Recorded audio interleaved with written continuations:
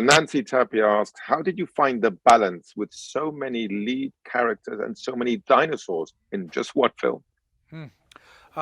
Very carefully, and you know, a lot of that was in the process of making it, in working with each of the actors to make sure that they felt they had a beginning, middle, and an end to their story, which gave me a guide and gave my editor Mark Sanger and I a way to really track that each of these characters was going to have an arc that felt complete. And by the time we get to the end of the film, I hope when you look at all of them lined up together, you feel that each one of them has been respected and represented and cared for over the course of the film, so that you don't leave with a sense that anyone didn't get the part in the movie they deserve. Very lucky to have with us here today the writer, producer, director of this grand finale, which is Jurassic World Dominion, Colin Trevorrow. How are you doing, Colin? I'm doing good. How are you? Well, It's well, first of just because all, there's so many people. It is Trevorrow. Just because we have so many people listening. If my anyone says apologies. it's Trevorrow, but that's okay. I It's don't want tomorrow. to. Well, Colin, everybody is very excited to talk to you. So Thank you. let's get started with Ashley Santiago. Says in this movie, you get two generations unite for the first time. He wants to know what it felt like to give closure to things that have been going on for almost 3 decades. Hmm. Well, I had to approach it from just a place of respect, and I think we, as fans, which is where I started, we tend to hold the things we love very close, but you have to make sure you don't hold it too tight, and you have to make sure you allow room for new discoveries to happen, for these characters to breathe. And so I just did a lot of listening, and I worked with Laura and Sam and Jeff to understand what they felt about their characters, where they felt this should go, and then we crafted something that I think I know is from all of us. And there's a real sense of shared ownership amongst all the cast and I, because we worked so closely on all of this together. So you're not getting a movie from me, or it really is from everyone. Anthony Vega says Colin Trevorrow, Jurassic World Dominion was one of the first big productions to take on the challenges that COVID presented. How was that preparation to develop the necessary protocols to create a safe environment on set? We shot for a couple weeks before we had to shut down. And Alexandra Derbyshire and Patrick Crowley, our two producers who were there, along with Frank Marshall and Steven Spielberg and everyone at Universal, made sure that we had the resources, which were considerable, to set the protocols and really make sure everybody was safe. And that's really what it was about. Is we wanted to make the movie, but there was no way we were going to do it if we couldn't assure ourselves that everyone that we were working with on every single level of the production was going to be safe. And the system that they built has been used ever since. On productions large and small, and I'm just so grateful to all of them, everyone that we worked with. And you can't imagine at first, especially at the time, just how many different people we had paying very close attention to every little detail to make sure that we were able to pull it off. So I thank all of them. And you really did pull it off. Comment from Episodi Finland says there was talk about seeing the first generation of Jurassic heroes already when Fallen Kingdom was coming out. Were there only fan rumors, or did you at some point decide to save them for this final episode? Well, I'd always hoped that we could do it in the third film, and that was definitely my intention.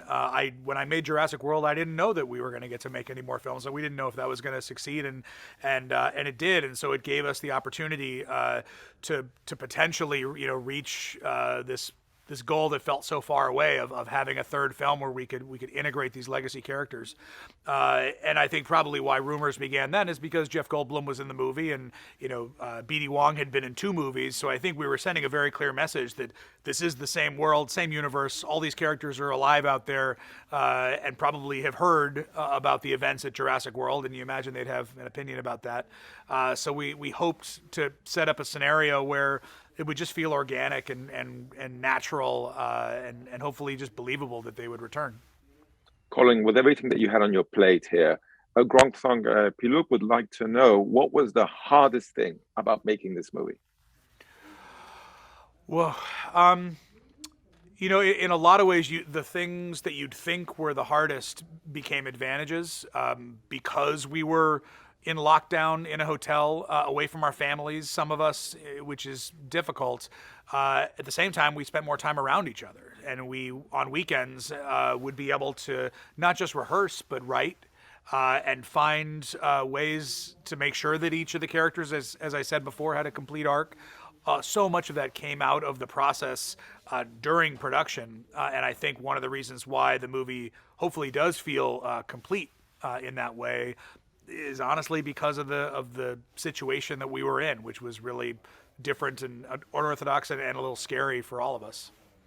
Alexander Cardello from Sweden is curious to know if you see a future for the Jurassic franchise beyond Dominion. Well, you know, I don't know if it should be my job to see that future, because I was very fortunate in that Steven Spielberg came to me and asked me if I saw a future for Jurassic Park 4 at the time, and I did. And we have these 3 movies, and we have an animated show and short films and a lot that we've done that you know that really reflect what I saw. And now I'm curious, is there another filmmaker out there who looks at the world we've created and sees something else? And if he or she has a vision, I think they should have a right to share that with the world. Mumtag from the Star Malaysia asks, having done these films, what is your biggest takeaway? I mean, I guess my biggest takeaway would be that you can't underestimate the world's fascination with dinosaurs. You know, there's something about them that is different than monsters or kaiju or any other kind of fantastical creature that people all around the world feel a real connection to, and it must have something to do with, you know, our shared history on this planet. The fact that we know that they walked the earth, that their bones are in the ground. There's something, you know, really meaningful about that. It's also very rare that, you know, with the diversity of our cultures all around the world, that there could be something like this that unites all of us, that we're all fascinated by. That's an extremely rare gift for a storyteller. And following up on that, Mumtaz also asking if you can just share your own relationship with dinosaurs now compared to when you started in this whole project. You know, I think that in the time since we started these films, the world has changed, and I think that we've had to all ask ourselves questions about you know, how the choices that we've made have led to really dire consequences that all of us are unsure how we can possibly deal with. And I think dinosaurs, for me, have always placed us as humans in great context, in that they are evidence that we have only existed on this earth for this tiny little sliver of time in all of its history. And I think that context is really helpful now as we try to figure out ways to solve you know, all of the problems we have. And hopefully it'll encourage us to do it together, because we can't do it if we're divided. Shamini Sen from India mentions obviously that this is a successful franchise and would like to know how you manage to keep it consistent, to keep the audience hooked. Well, I say thank you to the audience for staying hooked. You know, we do our best, but I think one advantage we have is that we only make a movie every 3 years. In this case, 4 years. There's time for each movie to resonate, and for new kids who may not have been old enough when it came out to still see it before the next one comes out. And so I think we're building fans, we're building interest over time, because parents are sharing these movies with their children. And to me, I love that each of these movies can feel like an event, not just yet another installment. And hopefully this one feels like the biggest event yet. Peter Gray from the AU Review in Australia. Colin, congratulations on the film, and I think I can extend that with everyone. As you were a writer on all 3 of these new Jurassic films, did you always have an idea of this endgame when you started in 2015 with Jurassic World? I did see the very final images of this film. I don't know how many people who are here have seen the movie yet, but there's a series of images at the end of the film that I did see, and I did imagine were a place that we could reach, that represents, the idea that humans and dinosaurs must coexist on this planet together in the way that we coexist with animals now. And how we were going to get there is something that evolved over time, and especially after the first film when we looked at making another two, with the help of Derek Connolly and now Emily Carmichael, who wrote this film with me, and a lot of other writers and thinkers and scientists, paleontologists, geneticists who we spoke to, building something that I hopefully in this film feels scientifically plausible and grounded in the world we live in. So I know they put me here to be the one talking, but I represent thousands of people who brought these movies to you over the past 9 years. Francisco Candiano says, Colin, growing up with the original trilogy and with these iconic actors and characters, how important was it for you to have them be in this part, in the conclusion of the saga?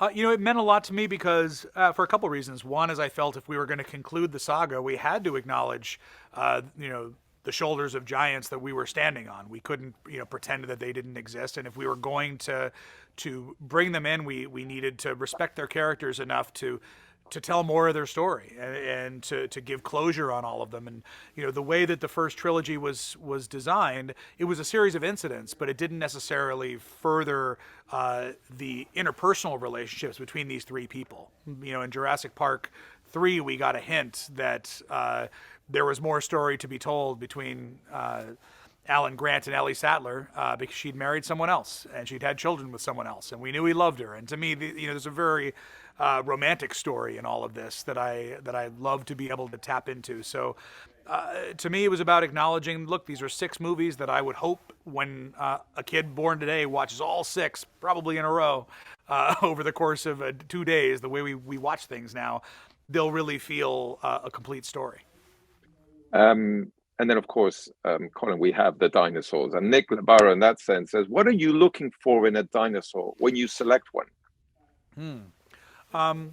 Well, it depends in a lot of ways. Like if it's, there's a part of me that's just a little kid in a sandbox picking up one carnivore and then looking for the biggest one that would look, that could fight it. There's another part of me who thinks about, the human and animal relationship and that interpersonal connection that a lot of us have with our own animals, with dogs and with horses. That's something that was new to our trilogy. The idea that a human and a dinosaur could have that kind of bond that humans and animals have. And I know that it's partially a ridiculous idea, and then partially something that we felt that we could sell by connecting to those emotions that we have with our animals. And I think largely because of Chris Pratt and his soulfulness and in the way that he connected with Blue, I believe that audiences were convinced because of what he brought to the role. And I think it was extraordinary. It's also extraordinary how we see these dinosaurs on the screen, and there we have a lot of animatronics. This is very real. Can you talk about that?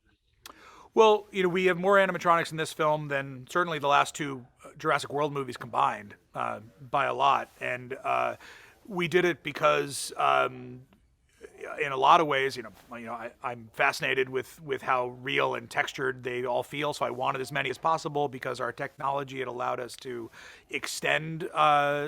digitally extend animatronics, so we could have animated elements of them while having puppeteers, working on others. Jay Bayona created some really, really interesting ways of using animatronic, as lighting references and things that, maybe it doesn't sound like a giant leap forward, but actually unlocked a lot of things for us that we've been trying to figure out for a long time. So with the collaboration of all of them, we managed to have a movie that is full of dinosaurs that are really there, that humans can reach out and touch and run from and potentially be eaten by. And all of it hopefully feels seamless, and you forget that you're watching a movie with visual effects, and it just feels like dinosaurs are as real as the humans. And it's really truly amazing on screen. It really is. I don't know how you managed to make each movie bigger, more exciting. But the fact is that you do, and you've done it. And Asep Derecom has a question. He's curious to know, do you have a favorite moment in the film? In this film? Yes. I have a lot of them. I really, I guess for me as a dinosaur fan, there's a moment where Beta and Blue are hunting an animal in the snow, and it's just a scene with dinosaurs alone, and that's something we hadn't ever gotten to do. There's no humans in it, and that was something I always wanted. I think this movie, beyond the story that we're telling, which I do feel a connection to, in finally being able to really look at how the misuse of genetic power could really threaten the world, which I feel is something that Michael Crichton would have been interested in, and honors him in a way. It honestly is just packed full of things that I've always wanted to see. Well, I just want to thank you for making this film, this grand finale. It's exciting, it's spectacular, it takes care of every character, it talks about things that I think are very relevant today. And at the end of the day, it's just a dream to watch on the screen. So, congratulations for everything you've done for this trilogy, for this franchise, and for this movie. Thank you so much. And thank you, Colin, for being with us today. All right, take care.